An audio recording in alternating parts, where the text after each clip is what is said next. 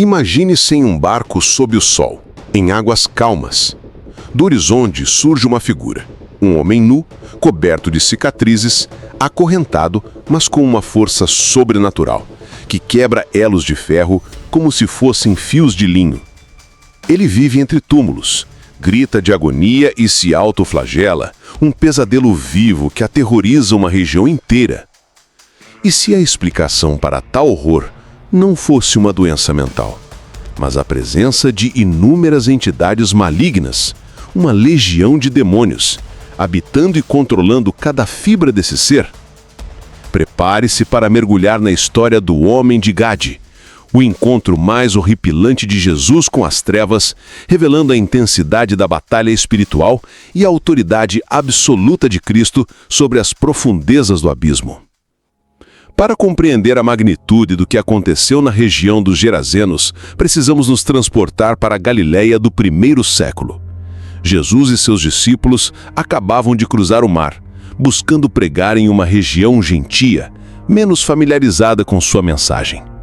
A paisagem era de colinas rochosas e sepulcros escavados na pedra, guardando um segredo aterrorizante: a presença constante de um homem atormentado por demônios. O problema central dessa narrativa, relatada em Marcos capítulo 5, Mateus capítulo 8 e Lucas capítulo 8, é a manifestação extrema da possessão demoníaca. Quem era esse homem de Gadara? Como ele poderia abrigar uma legião de demônios? E o mais intrigante, por que os demônios suplicaram a Jesus para não serem enviados para o abismo, mas para entrarem em uma manada de porcos? Essa história não é apenas um milagre, é uma janela para o abismo, revelando o terror das entidades malignas diante da autoridade divina. A narrativa começa quando Jesus e seus discípulos desembarcam. Marcos capítulo 5, versículo 2, descreve o encontro. Saindo ele do barco, lhe saiu logo ao encontro dos sepulcros um homem com espírito imundo. Este homem não vivia em sociedade.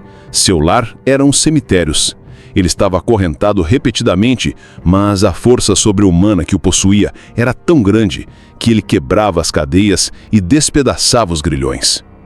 Ninguém conseguia dominá-lo. Seu comportamento era de total desespero. Marcos capítulo 5, versículo 5, complementa: andava sempre, de dia e de noite, clamando pelos montes e pelos sepulcros e ferindo-se com pedras. Um ser humano reduzido a um estado de selvageria, prisioneiro de forças invisíveis, em constante tormento. Mas a chegada de Jesus muda tudo. Mesmo antes que Jesus se aproximasse, os demônios reconheceram sua autoridade. Marcos 5, 6. E quando viu Jesus ao longe, correu e o adorou. É um paradoxo perturbador. Os espíritos malignos se prostram diante da sua encarnação. Sua pergunta a Jesus, em Marcos 5,7, revela seu terror. Que tenho eu contigo, Jesus, Filho do Deus Altíssimo? Conjuro-te por Deus que não me atormentes. Este é o Voz das Escrituras, onde ousamos explorar as narrativas mais desafiadoras e as verdades mais ocultas. Se você está achando isso tão intrigante, então sinta-se impelido a deixar o like e inscrever-se no canal para não perder nenhuma de nossas investigações. Ative as notificações e faça parte dessa comunidade de buscadores da verdade. A pergunta crucial de Jesus, em Marcos 5:9, revela a profundidade da possessão. Qual é o teu nome? A resposta foi assustadora. Legião é o meu nome, porque somos muitos.